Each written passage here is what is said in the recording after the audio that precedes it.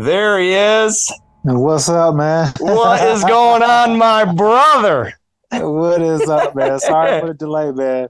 No worries at all. No worries at all. We're ready to rock and roll.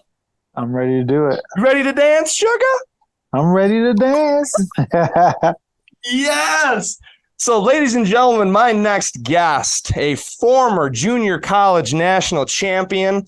This man went on to wrestle for Michigan State University. We'll dive into that a little later. He went on after that to win the Ultimate Fighter Season 2, and then eventually became the light heavyweight champion of the world in the UFC. Suga Rashad Evans, how have you been?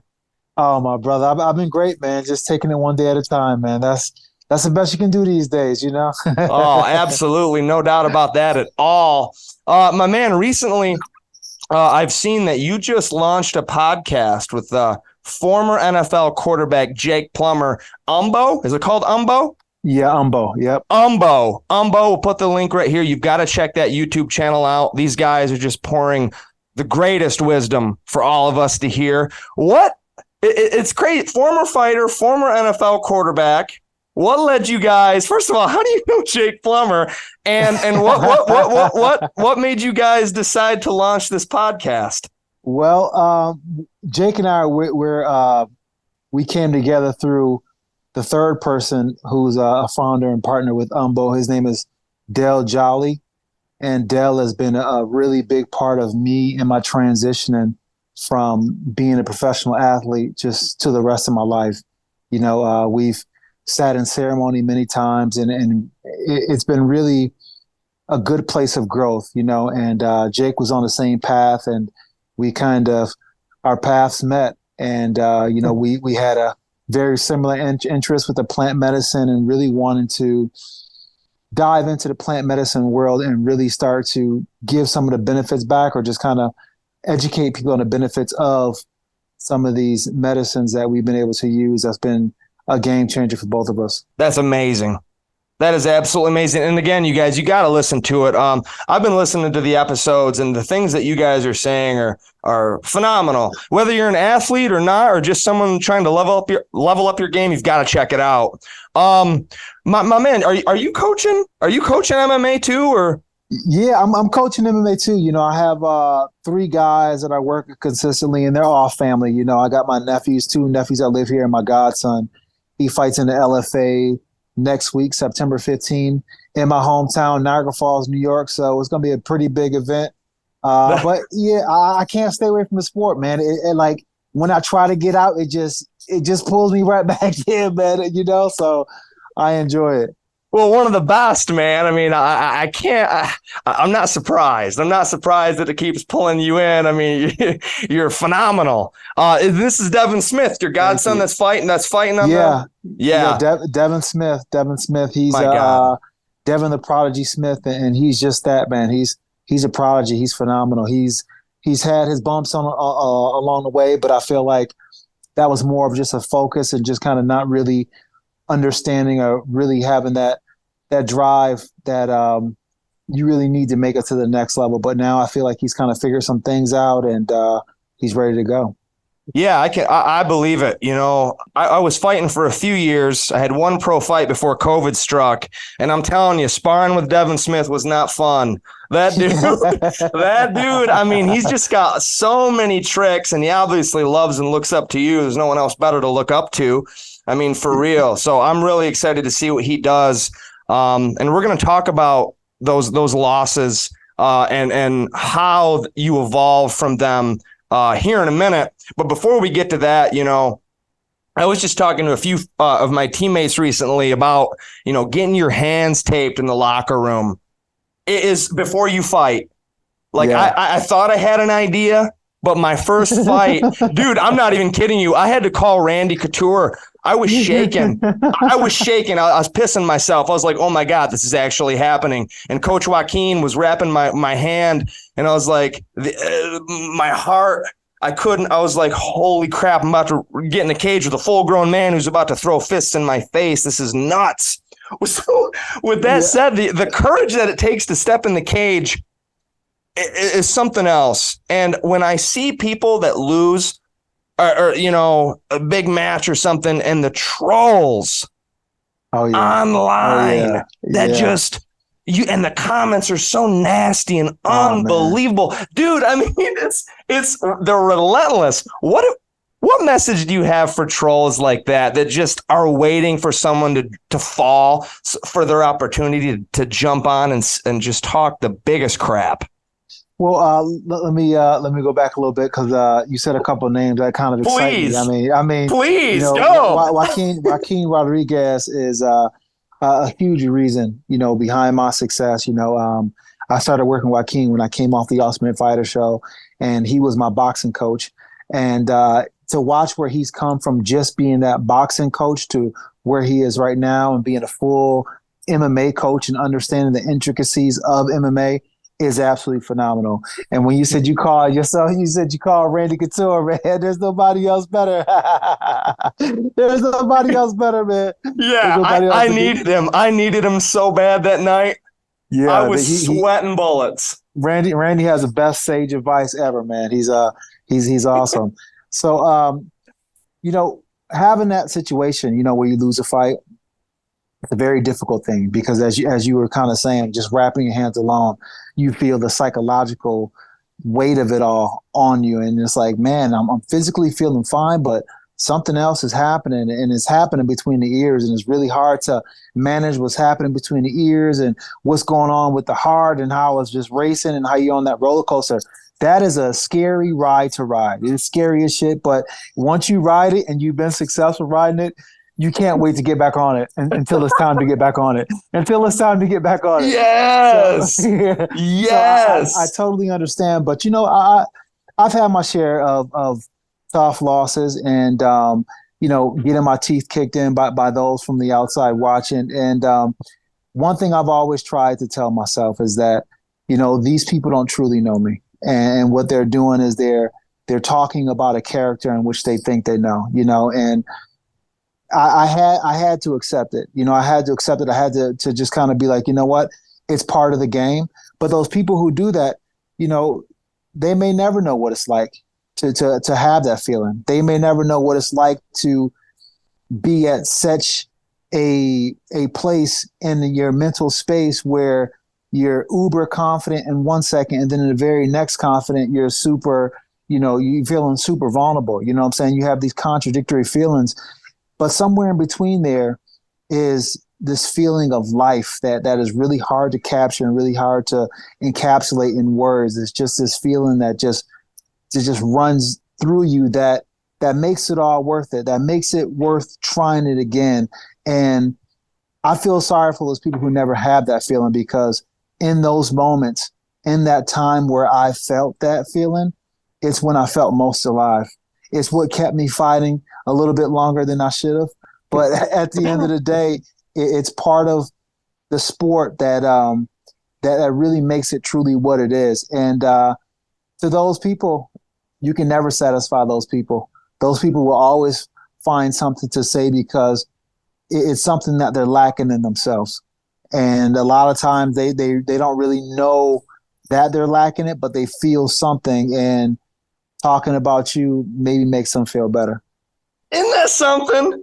It is something, but you know, I always appreciated those people, because whenever I felt myself kind of like not wanting to do something and the bitch was coming out of me and I was kind of not wanting to do what I need to do to have the results that I wanted, I will go back and I'll read some of the I'll screenshot some of the ones that just chat my ass. You know what I'm saying? Ones that just kind of burn me up, and I'll read it and I'll be like, you okay? And I will go out there and it's crazy because the hecklers, they all have the same voice, whether it's men, women, you know, man or a woman. In my mind, when I read it, I'm just like, you know, I just have like this voice in my mind, the person who's saying it, and I'm just like, I just want to rip this head off. So it pushed me a lot, you know, it drove me a lot. So it's fuel. It's fuel. Oh yeah, man, it's fuel for the soul. Like when people cut in on me like that, that's fuel for the soul. Because for me, listen, Curran, I was made from that. I was made from the doubt. You know what I'm saying? Like I came alive as a competitor, as as learning a part of who I am, just through being the doubt of it all. You know what I'm saying? And then that doubt, I had to push past it because I didn't want to feel that doubt, even though I heard it. It kind of seeped in a little bit, and I'm like, nah, not me. And it really forced me to just do things I don't know if I would have done if I didn't have that feeling. Man, that's incredible. That is incredible. And this man here in college, it was your last year at Michigan State University, beat three-time national champion Greg Jones. He had only lost 4 times in his career, one coming from this man right here. And again, that had to have been from like, oh, you think I'm going to lose? You're going to doubt me? Let me show you. Well, and if you ever get a chance to watch a match, it was like my last hurrah. You know, I was like, I had a pretty decent season that year, but I just was fairly inconsistent and just really could never find my rhythm. And, you know, the coach, they had a Big Ten style. Like they wanted me to wrestle a certain kind of way.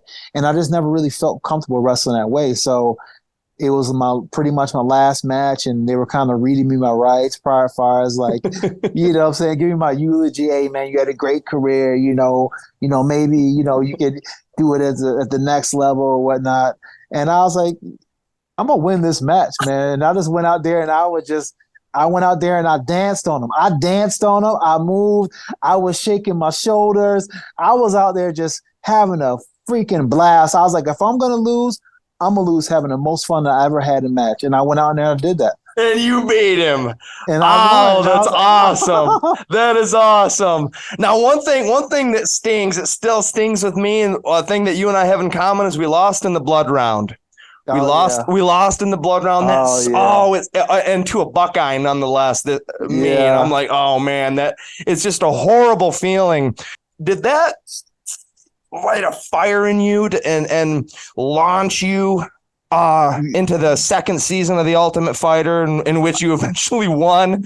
Yeah, you know, Curran, that was the thing. I would say that was a thing that was that fuel for me, because I enjoy competing, but I always felt that I left something on the table, and that match with Greg Jones was proof that I did. Was proof that I did, because even before that, I had a really good match with Chris Pendleton that year, and I almost beat Chris Pendleton. I would have beat Chris Pendleton if it wasn't in Oklahoma, and I didn't get cheated in double overtime. But that's neither here nor there.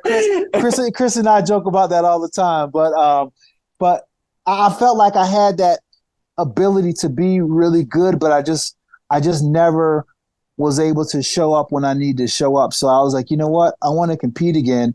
And with MMA, it was just a chance for me to leave it all out there, a chance for me to just go out there and let the chips fall where they may. But for the most part, let it come from here, not from anybody's expectation, but right from my heart. And that's what I did. I tried to compete with my heart as much as possible. And me competing with my heart allowed me to achieve some things that I didn't know was possible. You know, I was in the Ultimate Fighter show competing against giants. And huge heavyweights, man. Huge. Skyscrapers, as you put it. Yes, exactly. Exactly. I mean, these guys were massive. I was so small on the show. We had to do tryouts in Vegas, and I got a call back, and I walk into the interview process with Dana White and the executives from Spike TV at the time. And Dana was like, now mind you, I'm right out of college, so I'm used to doing like these formal job interviews, you know what I'm saying? So I'm all buttoned up, you know what I'm saying? I'm all buttoned up.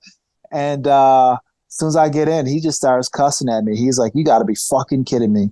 And I was like, what? He says, yeah, he said, you gotta be fucking kidding me. And I was like, what? He says, bro, I had fucking guys so big in here, they had to fucking duck through the door to walk through.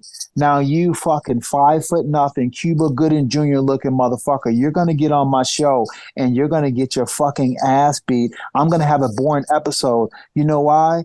I was like, no, because you're too fucking small to be on my show. And I was like, Oh, there it goes again. The doubt. There it is. There it is. There it is. And you took that and you went on to win that. That's incredible, man. I was a junior in high school when you won that, and I was like, wow, this guy wrestled at Michigan State University. You were a huge reason why I wanted to step on the mat and wear the green and white apparel. Oh, man, seeing you on TV, huge, ridiculous inspiration. Talking about inspiration, take that and then fast forward 2 years. You came back for a training camp to prepare for Chuck Liddell, which you said was the highlight of your career. I'll never forget it. I think I had a neighbor call the police on me. I was screaming so much with that knockout, man. It was crazy. But you came in, and I actually got to help you with your camp for a few days. Me and a few teammates ran shark bait on you. I remember that. Hey, you guys are fucking tough, but I needed that though. That's exactly what I needed, man. Oh, it's such an honor. It was such an honor. I can remember calling my parents like, hey, I helping Rashad for this fight against Chuck. I can't believe it. This is amazing. And then you go and have just an incredible victory. My God, that was a highlight for me in my 5-year career there at Michigan State, my man. Oh man, awesome. I really needed that, and here's why. There's a certain kind of energy that you guys have at that age, at that stage in your life, when your eyes are big and wide about the possibilities of life. Because as you get older, setbacks in life and disappointments and just getting the grind of life kind of takes a little bit from you. You know what I'm saying? You lose a little bit of that. But when you're around that youth, those people who haven't had that experience, who are not so jaded by life, you just feel that energy come back. And you start to remember that's it, Yes. So speaking of that, one of the things, and I never forgot it. I think I rewound it a crap ton of times when you were on The Ultimate Fighter, and I think Matt Hughes had just pissed you off, Oh yeah. And you were talking about your Uncle Bernie, and you were like how your Uncle Bernie was like, and you've got to see it if you haven't seen it. You're like, my Uncle Bernie used to say, just be yourself. If people don't like it when you're being yourself, I won't finish it, but pretty much to hell with them. Right? Yeah. To hell with them. So in a world where so many people, and I'm seeing it especially with youth, brother, like our self-worth is based on hearts, likes, reactions, comments. So what do you say to these people that, are just so incredibly fearful of being judged by others that's holding them back in life? I will tell them a realization that I had, when you don't try and when you don't at least give it a second thought, you're robbing yourself out of something even worse than failed results. It's unrealized. Unrealization in yourself is something that will eat at you for the rest of your days. It will eat at you for so long, because there will become a point where you be like, you know what? I should have did it. I know I could do it. And the thing is that we fear failing, but there really is no failing in life, to be honest, because whether you get the results that you want, you always get what you need.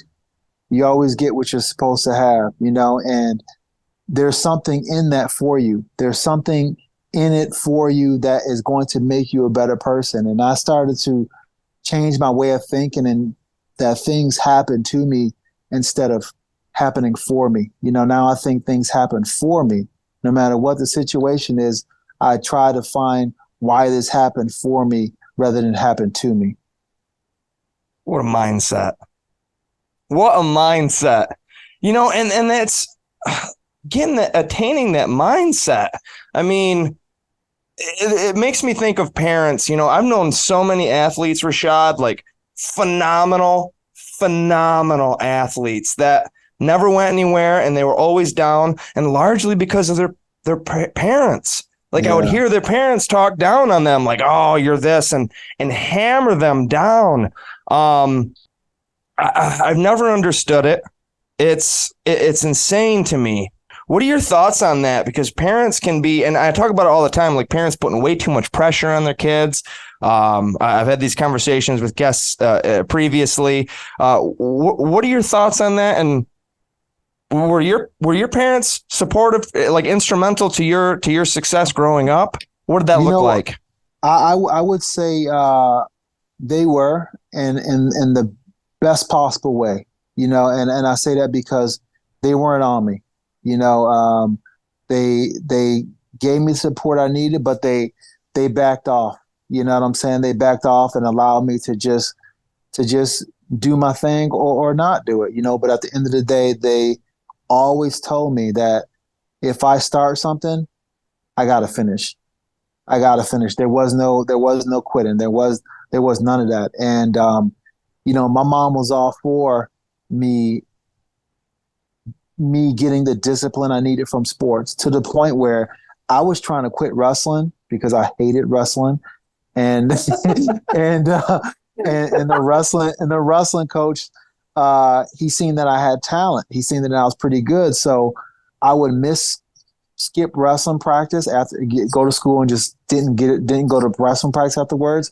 What he would do is he would send a senior to come and pick me up at home once the bus dropped me off. And right when I got home, I had a senior waiting for me to pick me up. And then I'm like, and then, they tell my mom that, hey, he missed practice. And then she'll say, hey, Rashad, go to practice. And I'll go to practice. And that practice was a lot harder than it would have been if I just would have went. So after a while, I just stopped skipping practice and just, went and did wrestling. But when I did that, and I really started to buy into the program, and I really started to understand what the coach, seen in me, and what an outlet it was for me, just being able to have that ability to let out all kinds of frustration from life into a sport and pour it out into it. Yes. It became my vehicle, and I seen it was my vehicle. And then I started to embrace it like never before.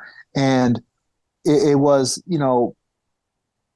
because of the fact that I was able to get molded in such a way where it wasn't so much pressure on me, allowed me to crave it and want it more. So when I hear about kids who have the parents that are just on them and tough and stuff like that, and I say this, and I say a negative kind of force, you know what I'm saying, like negatively pushing them, that's tough to deal with. And my heart goes out to those kids, because sports should be about having a place to learn to express a part of yourself that may otherwise not be able to be expressed, right? It's an expression. Yes. It's an art form. It's a way to allow things to get out of you. And I see it all too often, parents living through their kids.